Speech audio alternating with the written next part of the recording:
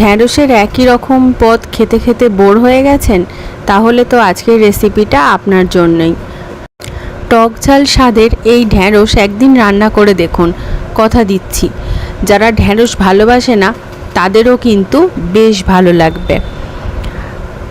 গতানুগতিক ঢ্যাঁড়সের তরকারির বাইরে পাঞ্জাবি ঢ্যাঁড়স নিয়ে আজ হাজির হলাম আমি পারমিতা, আর আপনারা দেখছেন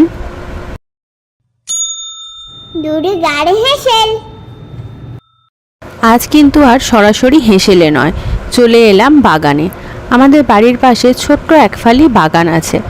আমার জেঠু বাগানের মধ্যে নানা রকম ফুল গাছ, শাকসবজির গাছও লাগায়। তো বাগানে বেগুন গাছ দেখতে পাচ্ছেন, কিছু ফুলের গাছও দেখবেন। আপাতত ঢ্যাঁড়স যেটা আমি আজ রান্না করেছি সেটাও কিন্তু আমাদের বাড়ির গাছের। তো জেঠুকে সঙ্গে নিয়ে আমি চলে এসেছি আজকে টাটকা ঢ্যাঁড়স তুলে রান্না করব বলে। জেঠু বাগান থেকে ঢ্যাঁড়স তুলে দিচ্ছে, এই যে চুপড়ি নিয়ে হাজির হয়ে গেছি।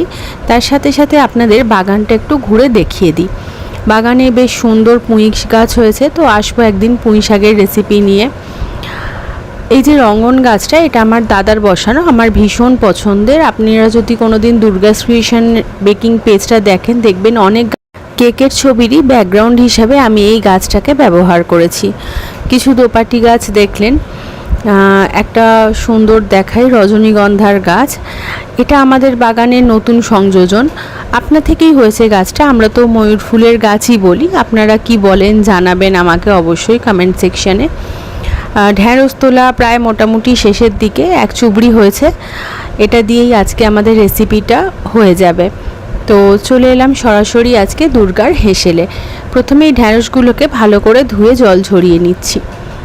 এবার ঢ্যাঁড়সটা কিভাবে কাটতে হবে একটু দেখিয়ে দিই। ঢ্যাঁড়সটাকে প্রথমে দুভাগ করে নিয়ে তারপর সেটাকে আবার 4 ভাগে কেটে নিচ্ছি। তো এইভাবেই আমি পুরো যে ঢ্যাঁড়সগুলো তুলে নিয়ে এসেছি সেগুলো সবগুলোই কেটে নেব। তো ঢ্যাঁড়সগুলো সব কাটা হয়ে গেছে আমার। এবার ঢ্যাঁড়সগুলোকে একটা থালায় নিয়ে নিচ্ছি। এর মধ্যে পরিমাণ মতো নুন দেব, একটু হলুদ গুঁড়ো দেব, একটু লঙ্কা গুঁড়ো দেব, আর 1 মুঠো বেসন নিয়ে ভালো করে কোট করে নেব। যেহেতু ঢ্যাঁড়সটা আমি একটু আগেই ধুয়েছি, তাই একটু জল জল আছে বলে ভালো মতো কোটিং হয়ে গেছে। যদি আপনার ঢ্যাঁড়সটা শুকনো হয়ে গিয়ে থাকে তাহলে একটু জল হাত করে ভালো করে কোট করে নেবেন। একটা ফ্রাইং প্যান বসিয়ে বেশ খানিকটা তেল গরম হতে দিলাম। তেলের পরিমাণটা কিন্তু একটু বেশিই হবে, কারণ ঢ্যাঁড়সটা একটু তেলতেলে হবে, তাছাড়া ঢ্যাঁড়সটা ভাজা ভাজা হবে, তো তাই পরিমাণটা একটু বেশিই হবে। তেলটা এখানে গরম হয়ে গেছে। এবার যে ঢ্যাঁড়সগুলো আমি কোট করে রেখেছিলাম সেই ঢ্যাঁড়সগুলোকে তেলের মধ্যে দিয়ে দিচ্ছি। এখানে পুরো যে ঢ্যাঁড়স ভাজার প্রসেসটা, এটা কিন্তু মিডিয়াম টু হাই হিটেই হবে। বেশ নাড়াচাড়া করে ভেজে নিতে হবে ঢ্যাঁড়সটাকে ওলট পালট করে। যেহেতু বেসন মাখানো আছে তাই ঢ্যাঁড়সটা খুব তাড়াতাড়ি ভাজা হয়ে যাবে, আর বেশ একটা ক্রাঞ্চি ব্যাপার থাকবে ঢ্যাঁড়সের মধ্যে। সেই কারণেই ঢ্যাঁড়সটাকে গ্যাসের ফ্লেম লো করে ভাজা যাবে না। ঢ্যাঁড়সটা ভাজা হয়ে গেছে, আমি ঢ্যাঁড়সটা তুলে নিচ্ছি। এখানে আমি আর তেল অ্যাড করব না, যেটুকু তেল আছে সেইটুকু তেলেই বাকি রান্নাটা করব, কারণ এমনিই ঢ্যাঁড়সের মধ্যে অনেকটা তেল হয়ে গেছে। প্রথমে একটু জিরে ফোড়ন দিয়ে দিলাম।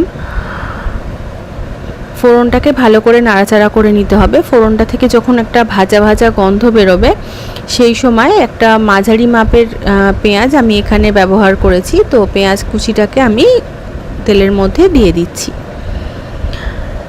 পেঁয়াজ কুচিটাকেও আমি বেশ গ্যাসের ফ্লেমটা মিডিয়াম টু হাই রেখেই ভেজে নেব, মানে পুরো প্রসেসটাই আমার কিন্তু ভাজা ভাজা। তো পেঁয়াজটা ভাজা হোক, সেই সময় আমি একটা মশলা রেডি করে নিই। এখানে একটা বাটিতে আমি বড় চামচের 1.5 চামচ মতো টক দই নিয়েছি। তার মধ্যে ছোট চামচের 1 চামচ মতো হলুদ গুঁড়ো, 1 চা চামচ লঙ্কা গুঁড়ো, 2 চা চামচ মতো ধনে গুঁড়ো, আর 1 চা চামচ মতো আমচুর পাউডার এখানে ব্যবহার করছি। ধনে গুঁড়োটা তরকারিতে আমি একটু বেশিই ব্যবহার করি, বিশেষত পাঞ্জাবি রান্নার ক্ষেত্রে ধনে গুঁড়োর ব্যবহার কিন্তু একটু বেশিই হয়। অল্প একটু চিনি দিয়ে দিলাম, আর দিলাম 1 চা চামচ মতো আদা রসুন বাটা। অল্প একটু জল দিয়ে মশলাটা ভালো করে পেস্ট করে নেব। এখানে নুনের ব্যবহার করছি না, কারণ আমি ঢ্যাঁড়সের মধ্যে নুন মাখিয়েছিলাম, তো সেটা তেলের মধ্যেও রয়েছে খানিকটা। যদি মনে হয় যে হ্যাঁ নুন কম হলো, তখন তার মধ্যে অল্প নুন আবার পরে মিশিয়ে নেব। পেঁয়াজটা ভাজা ভাজা হয়ে গেছে, তো পেঁয়াজের মধ্যে আমি এখানে 1 ছোট চামচের 1 চামচ মতো কাশ্মীরি গুঁড়ো লঙ্কা অ্যাড করে দেব। কাশ্মীরি গুঁড়ো লঙ্কা তেলের মধ্যে অ্যাড করলে রঙটা বেশ ভালো আসে, আর কাশ্মীরি গুঁড়ো লঙ্কা থেকে কেমন একটা যেন গন্ধ বেরোয় বা একটা কিরম কাঠগুঁড়ো স্বাদ আসে পরের দিকে অ্যাড করলে। কিন্তু রান্নার সময় যদি অ্যাড করে দেওয়া হয়, বিশেষত পেঁয়াজ ভাজা বা তেলের মধ্যে, তাহলে কিন্তু সেই ব্যাপারটা অনেকটাই কেটে যায়। তো কাশ্মীরি গুঁড়ো লঙ্কা অ্যাড করার পর পেঁয়াজটা আর একটু ভেজে নিয়েছি। এবার যে মশলাটা আমি বানিয়ে রেখেছিলাম, সেই মশলার পেস্টটা এখানে দিয়ে দিলাম। বাটি ধুয়ে অল্প একটু জলও দিয়ে দেব। একটা টিপস বলি, যখন আপনি তরকারিতে টক দই অ্যাড করবেন, টক দইটা দেখবেন অনেক সময় ফেটে যায়। তো টক দই যখন আপনি তরকারিতে অ্যাড করবেন, তখন হয় আগে থেকে গ্যাসের ফ্লেমটাকে নিমিয়ে তরকারিটাকে একটু ঠান্ডা করে নেবেন, অথবা টক দইয়ের মধ্যে অল্প একটু চিনি দিয়ে ভালো করে ফেটিয়ে নেবেন, তাহলে কিন্তু তরকারির মধ্যে টক দই আর ফেটে যাবে না। তো গ্যাসের ফ্লেমটা এই সময় হাই করাই আছে। মশলাটা কষা কষা হয়ে তেল ছেড়ে দেওয়া পর্যন্ত মশলাটাকে একটু ভালো করে কষিয়ে নিচ্ছি। মশলা থেকে তেল ছেড়ে দিয়েছে। এবার যে ঢ্যাঁড়সগুলো ভাজা রয়েছে, সেই ঢ্যাঁড়সগুলো মশলার মধ্যে অ্যাড করে দেব। এখানে পুরো প্রসেসটাই কিন্তু গ্যাসের ফ্লেম হাই করেই করেছি। ঢ্যাঁড়সটা মশলার সাথে ভালো করে মাখিয়ে নেব।